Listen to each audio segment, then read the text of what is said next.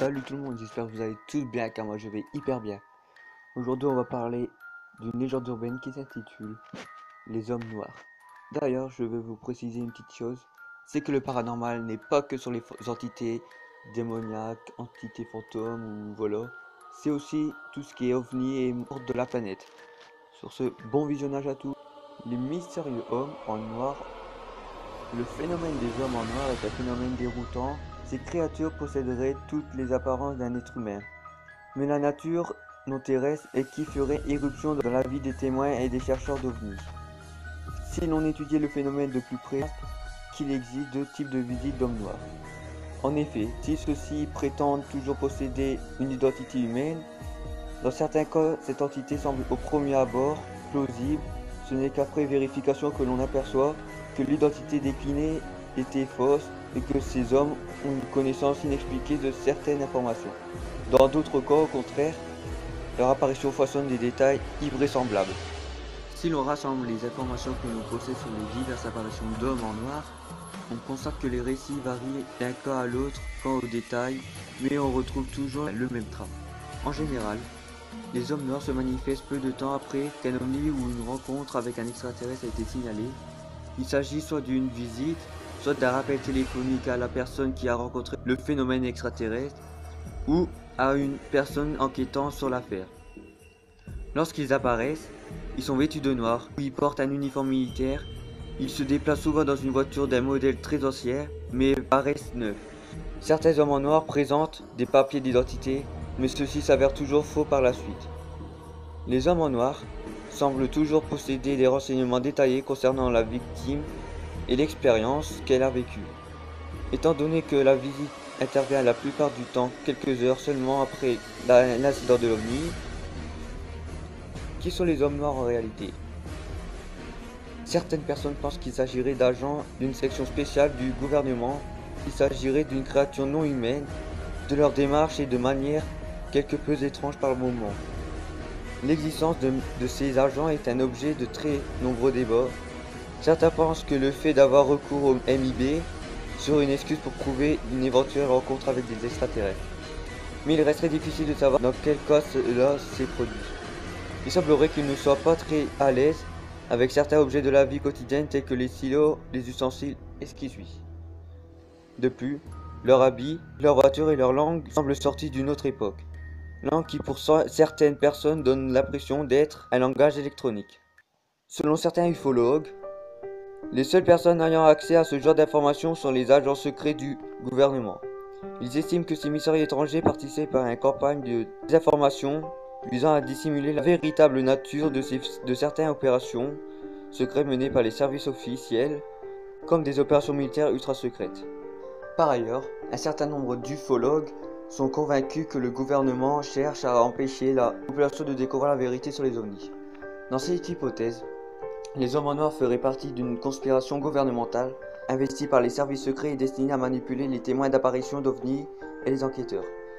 Les chercheurs se sont penchés sur plus de 30 cas de visite d'hommes en noir.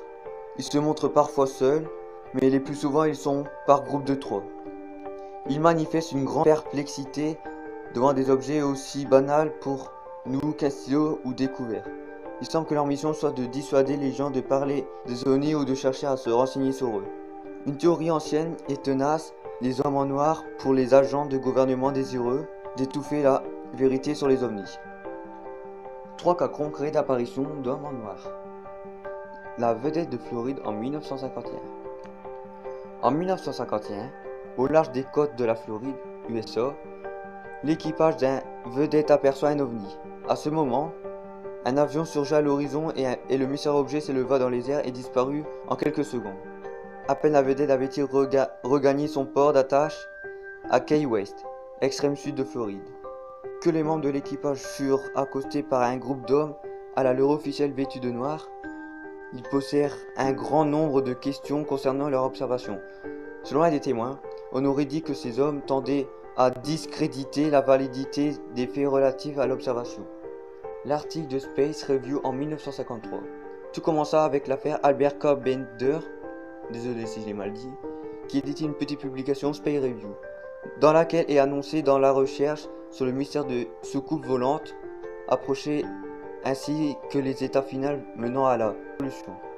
De tout que le mystère des secours volants n'est plus un mystère, il aurait reçu la visite de 3 hommes qui lui auraient confirmé qu'il a raison au sujet de sa théorie sur les ovnis, mais qui lui ont fait suffisamment peur pour qu'il ferme son organisation et cesse la publication du magazine Bender.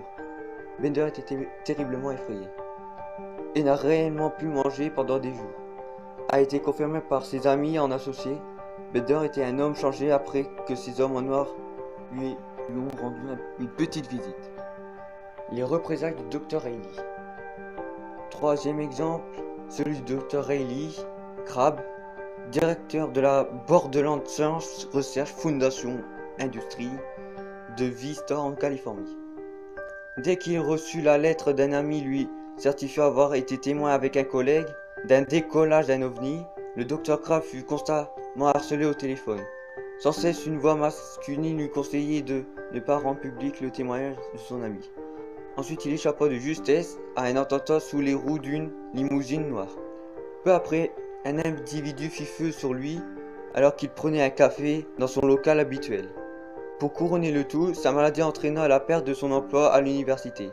Il connut par la suite de graves soucis familiaux et tous ces débats entraînent en fin de compte le départ de son épouse.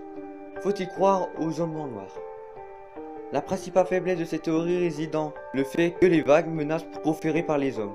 La principale faiblesse de cette théorie réside dans le fait que les vagues proférées par les hommes en noir ne sont jamais mises en exécution. En effet, ceux qui ont refusé de se conformer à leurs instructions n'ont jamais plus été inquiétés par la suite. Agents humains ou extraterrestres, la réponse de nous parviendra peut-être jamais tant que le manque de preuves est quasi total. Tout ce que nous avons, ce sont des témoignages des personnes qui ont été concernées. Mais comme dit plus haut, il aurait très facilement pu faire appel à cette histoire pour donner plus de crédit à l'observation à laquelle il aurait été témoin. Il ne reste plus qu'à attendre et espérer qu'un jour des preuves plus concrètes nous parviennent. J'espère que cette vidéo vous a plu, n'hésitez pas à liker, partager, vous abonner et commenter. Sur ce, bye tout le monde, j'espère qu'on se reverra pour une future vidéo.